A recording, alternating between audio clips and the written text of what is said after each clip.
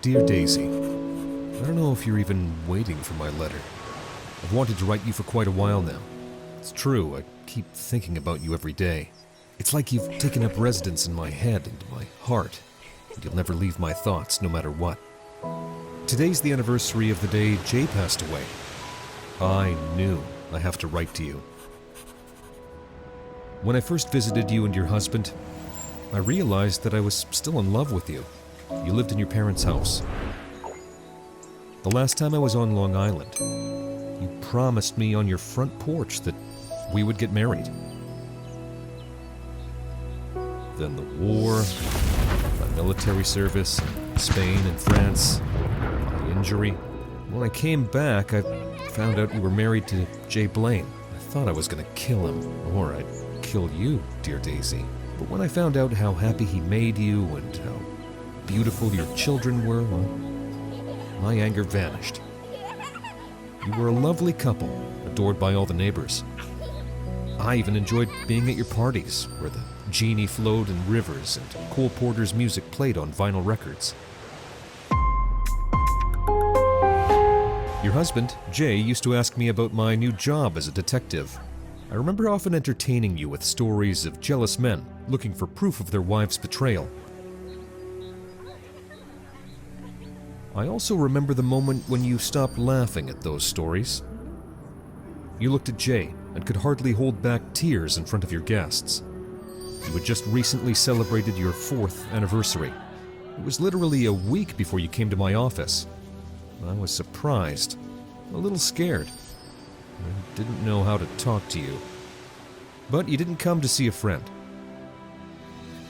You came to see a detective. You wanted me to find out if Jay was loyal to you. I jumped on this case for you. I spent the whole day on Jay's tail. He left the house, went to the office, worked for a while, and then went to the races. This habit of his you probably didn't know about at the time.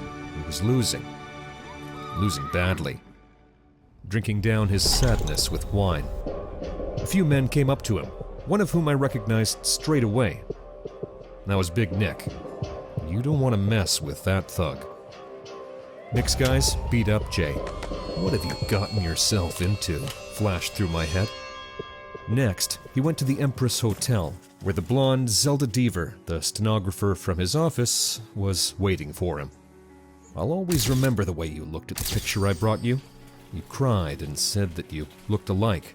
She even had the same dress. You kept saying, "Why does he need a copy of me when he has me?" Not only that, but you took my hand and whispered that I wouldn't be that kind of man. My heart clenched. I held your hand tightly and pulled you into my arms. I told you that if you were my wife, I would never hurt you. Do you remember when I asked you to leave Jay? But you said you loved him. I learned about Jay's suicide at the Empress Hotel from the newspapers. Couldn't believe it. Even though the reporters were saying that Jay shot himself with his own gun. I hadn't seen you or Jay in a week. I couldn't bring myself to visit you. Only heard that Jay left Zelda and fired her. I knew you were trying to make things right. I pictured your face, your tears, and your fear for the future. Given the investigation's verdict of suicide, you and your children will not receive any insurance money. I remember breaking out in a sweat. I paced back and forth in my office, reflecting on the fact that I had never handled a homicide investigation. Most of the time, my clients are either looking for someone, looking for dirt, or looking for a loyalty audit. I knew I had to do it for you. For your kids. I already knew where to start. I had to find out how much trouble Jay was in with Big Nick. That's why I decided not to say anything to you. I didn't want to give you any hope that I might get to the truth. I went to the Green Hat Bar, where there were usually a lot of Irish folks. There I met an old friend of mine from the military.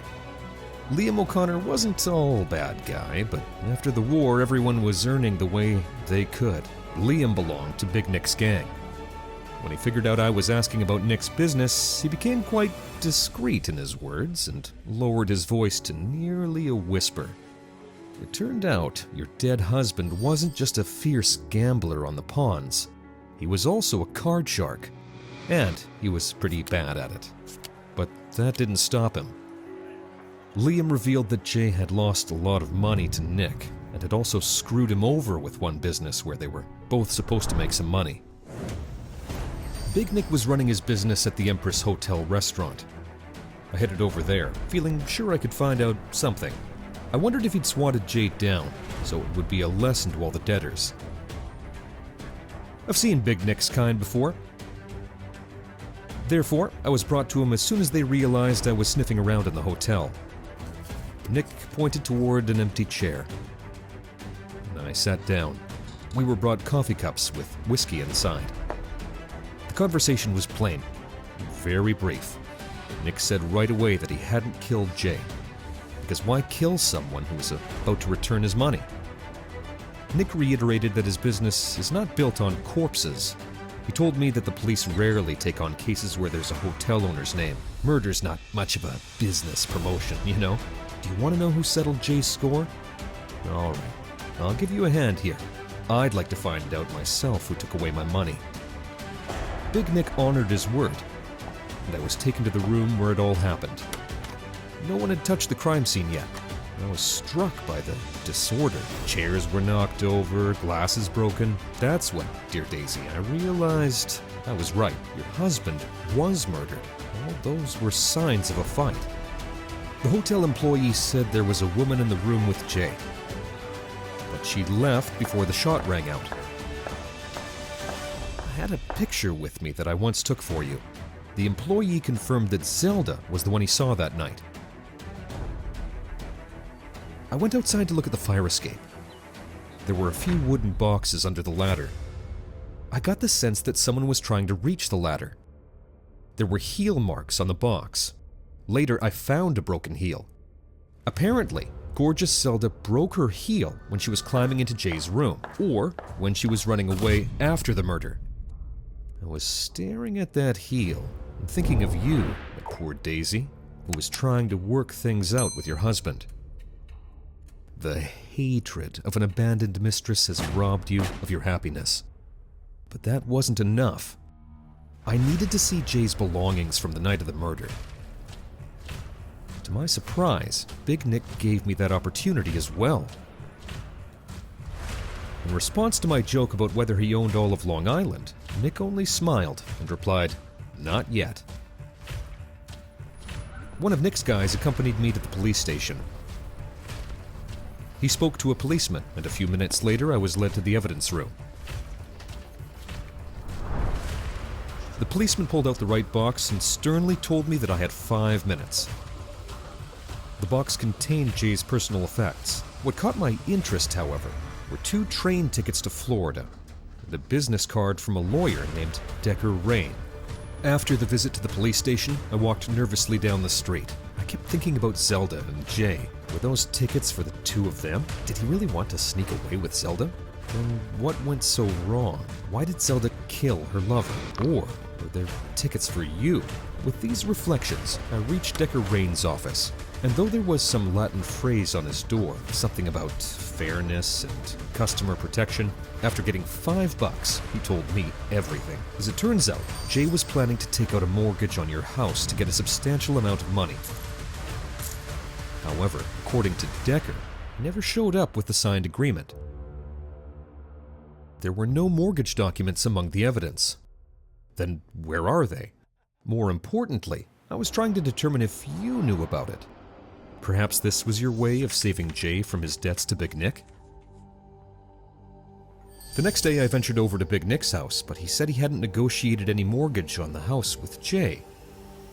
What if your husband just wanted to escape with the money for the house, leaving you and the kids behind? That made me angry. If that's true, I would have killed Jay myself. I decided to track down Zelda Deaver. I didn't see much throughout the evening. She was having fun with some men, laughing loudly and acting all girlish. She didn't seem to be grieving for Jay. Then I rushed to your place, I remember all my thoughts went to pieces when I saw you. I was at a loss to tell you everything I knew. God, you were so pissed off, yelling that I was meddling in your life without permission. You said I had no right to pass myself off as a prince in shining armor. I understood why you were angry with me, or rather, I do now. I've been trying to get you to go to the police. After all, the evidence would open a case and bring Zelda deeper to justice. But you were sure she'd get away with it since no one saw her in the room at the moment of the shooting, and she'd never admit it. You asked me to forget the whole thing. You said that maybe Jay had really shot himself out of desperation.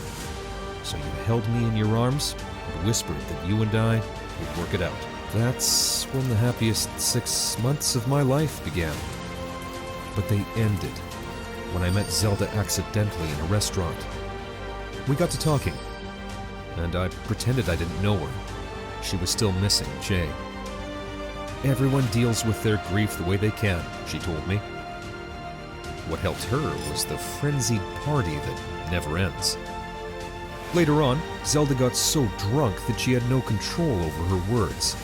She said that she could have lived with her sweetheart in Florida for 6 months. They were going to buy a house there because he needed to get away from his troubles. It was the 2nd of September. Now do you see where I'm at? That's right, I got drunk with Zelda that day. When I came to our house drunk, I started looking for a pair without a heel among your shoes. You were confused, worried that I was sick, and tried to pull me away from the closet, but I kept opening one box after another. I didn't want to find them at all. Why didn't you throw them away? Why did you keep that damn pair with no heel? You recognized your shoes in my hands and froze. I was in some weird, deep daze, so I didn't even notice you left the room. When you came back, I was still there, not moving. You started comforting me, stroking my hair, but I noticed a knife behind your back. You tried to stick a knife at me. But I didn't want to hit you, I just bounced away. I tried to take the knife away. I had to use force against you, and the chase turned into a fight. At some point, you fell and hit your head against the wall, losing consciousness. 1 second seemed like an eternity. I didn't know what to do until your children came back home. That's when I realized I wasn't going to leave them with a person who decided to stain their hands with the murder of 2. I called the police. The children and I are doing well, by the way. They are in my custody, and they know everything. I suggested that they write you something, but we decided that my letter would be enough. We're leaving Long Island soon.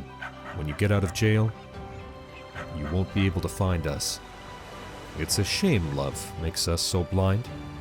You, of all people, should understand that. Goodbye, Daisy.